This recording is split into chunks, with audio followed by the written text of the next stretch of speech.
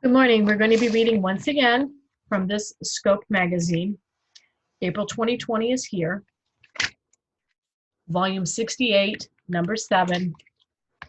And today we're going to be reading pages 4 through 10. This is nonfiction, and it is entitled Courage in a Time of Terror. And this is a story from the Holocaust, so we know it's from World War II time. And I am going to be reading it to you. So here we go. The incredible true story of a teenage girl named Stefania Podgorska, who risked her life to save 13 Jewish men, women, and children from the Nazis. And as we're reading, let's look at examples of how she showed courage. The train barreled through the bitterly cold autumn air. Max Diamant, 27, did not know exactly where the train was carrying him, but he was certain the journey would end with his death. It was November 1942 in the country of Poland, and World War II was raging across Europe. Earlier that day, a group of Nazis had forced Max and dozens of other Jewish men, women, and children into the train at gunpoint. The Nazis didn't tell them the train was going to a death camp, but Max had his suspicions. He knew what the Nazis were capable of.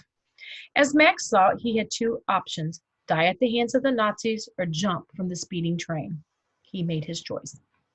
With a pair of pliers he'd hidden in his pocket, Max began feverishly cutting the barbed wire that covered one of the windows.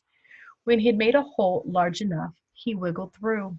For a terrifying moment, Max clung to the side of the train with one hand. Wind whipped his hair and clothes. The clanging of the wheels on the metal tracks rang in his ears. And then he let go. Meanwhile, miles away in the city of Poshim Ishila, 16-year-old Stefania was also gripped by fear. She had no idea that her friend Max had been taken or that his life was in imminent danger. What did she know was that the most of her own family was gone, that her food and money were nearly depleted, and that it was up to her to keep herself and her 7-year-old sister, Helena, alive in a war-torn city. But Stefania would do more than protect her sister. She was about to become a lifeline for Max and 12 other Jewish people. She was about to risk everything to save them all. Fear in the air. Stefania was born in 1925 in a small village in Poland. She grew up on a farm as a young girl. She longed to live in a big city. After Stefania's father passed away in 1938, her mother gave her permission to move to the nearby city of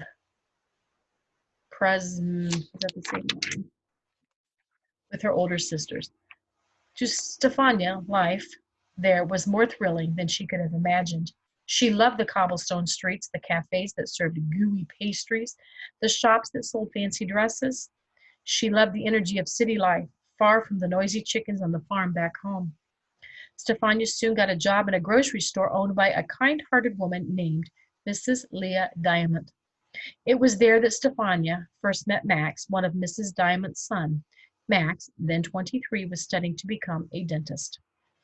Max's parents treated Fuchsia, as they affectionately called Stefania, like part of the family. She ate dinner with them often and sometimes stayed in their cozy apartment. Like most Polish people at the time, Stefania was Catholic. The Diamonds were Jewish. No doubt Stefania picked up new words in Yiddish, a language spoken by Jews in Europe. Over time, she probably learned that chutzpah means courage and that to kavel is to practically faint with pride. She likely knew to say yes when Mrs. Diamond offered her a bissel more cake. But even in the cheerful warmth of the Diamonds' home, fear was in the air. As Jews, the Diamonds were part of a minority in Poland. Like people of all religions and cultures, Jewish people had their own unique rituals. For example, they worshiped in synagogues on Saturdays, not in churches on Sundays as Christians did. Many non-Jewish people viewed such differences with mistrust and intolerance. For centuries, anti-Semitism, that is, prejudice against Jewish people, had smoldered in Poland and across Europe. Soon it would explode into an inferno of violence and death that nobody could have imagined. Hitler's vicious lies. Next door to Poland was the country of Germany, and every day it was becoming more dangerous for Jewish people. In 1933, when Stefania was still a young girl living on the farm, Adolf Hitler became Germany's leader. At the time, Germany was suffering from a humiliating defeat in World War I, which had ended in 1918. In the years since, the German people had endured growing poverty, unemployment, and hunger. Hitler and his Nazi party gave Germans someone to blame for these hardships: Jewish people. In hateful speeches, Hitler called Jewish people pests and vermin and a virus, saying they were not humans. His vicious lies stirred up old prejudice. By 1938, when Stefania was working for the Diamonds, life in Germany had grown unbearable for Jewish people. Nazi laws had stripped them of their rights and dignity. Violent attacks had become common. Many feared far worse was coming. In 1939, Hitler and his armies began invading the countries of Europe, igniting World War II. One by one, Poland and other countries fell to the Nazis. By the time Max leapt from the speeding train in 1942, Germany controlled much of Europe, like a prison. When the Nazis took control of Przemysl, life for Max and his family changed overnight. In Poland, as in all Nazi-occupied countries, Jewish people were cast out from society. They were fired from their jobs, their possessions stolen. They were banned from schools, stores, and parks. They were even banned from sidewalks and made to walk in the gutters. Stefania watched helplessly as the Diamonds and all the Jewish people were ordered to move into a restricted area of the city called a ghetto. The ghetto was like a prison, surrounded by a wall and patrolled by armed guards. No one was allowed to leave except to do forced labor. Max was forced to shovel coal for 12 hours a day, with little more than dirty water to drink and moldy bread or wormy cabbage to eat. In the ghetto, people were starving. Diseases spread quickly. Max and his family grew increasingly sick. Their clothes hanging from their thinning bodies, their faces turning gaunt. Stefania worried constantly about the Diamonds. She began smuggling food and supplies to them through a hole in the ghetto fence: eggs, bread, anything she could get her hands on. She traded her finest clothes for food and became adept at sneaking past guards with rifles. Of course, she knew the risks. The penalty for helping a Jewish person was death. She did it anyway. The death camps. By 1942, Stefania was the only member of her family still in whatever. Her older sisters had moved away, and other members of her family had been forced to go to Germany to work. Stefania brought her youngest sister, Helena, to live with her in the town. Meanwhile, the Nazis were emptying the ghetto. Every day, more and more people were put on trains bound for death camps or forced labor camps. The Nazis had a dehumanizing term of this: liquidation.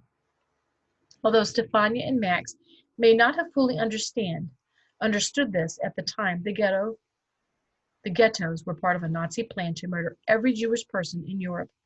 It is estimated that 6 million Jews were murdered in Nazi death camps.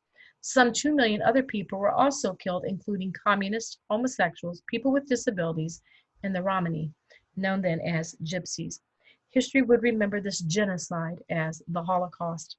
Max's entire family, aside from his younger brother, was murdered by the Nazis.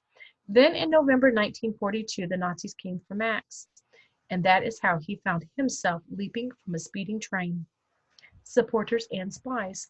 Max landed in the hard snow and tumbled into a pole, but he was lucky. A loaf of bread he had managed to hide in his shirt softened the blow and likely saved his life.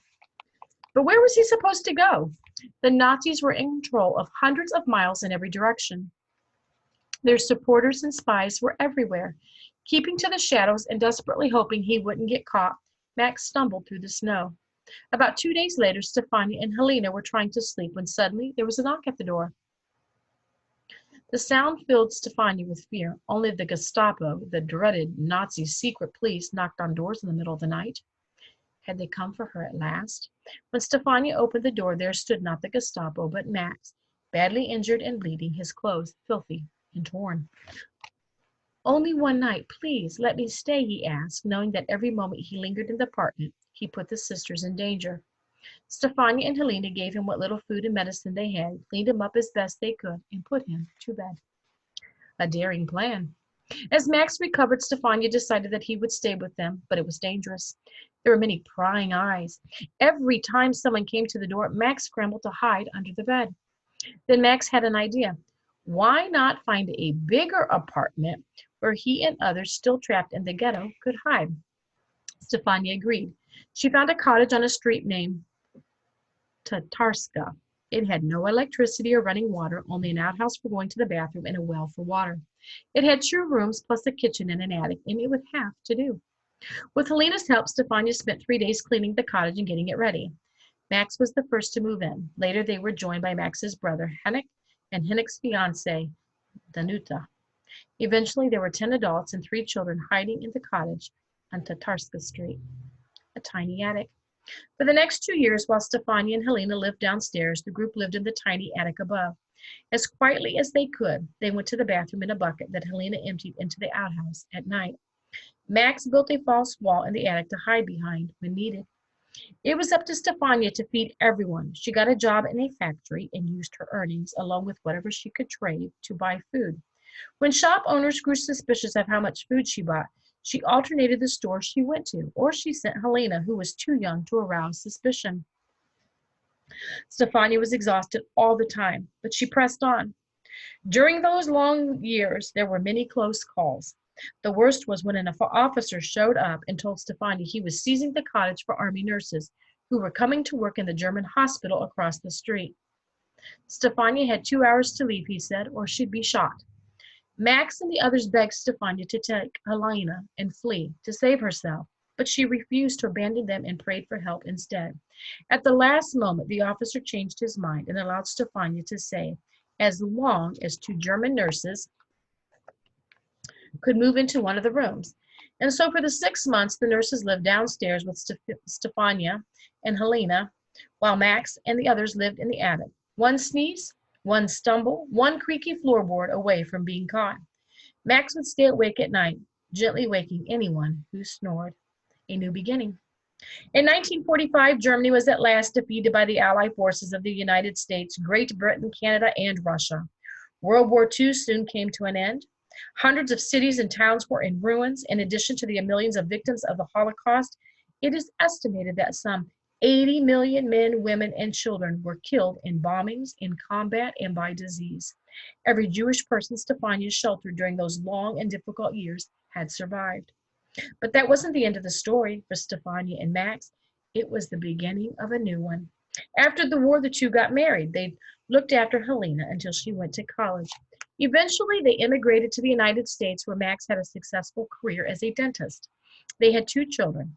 Helena became a doctor and settled in Poland. In 1979, Stefania and Helena were named Righteous Among Nations by Yad Vashem, the World Holocaust Remembrance Center. This great honor recognizes those who helped Jewish people during the Holocaust. The rest of Stefania's family survived the war, but they never accepted Stefania's marriage to a Jewish person, and they disowned her and Helena for harboring Jewish people during the war. Tragically, even after the Holocaust, anti-Semitism continued to fester in Poland and in other countries. Max passed away in 2003, and Stefania passed away in 2018. During Stefania's life, she was interviewed many times about what she did as a teenager. She never expressed regret for the extraordinary risks she took.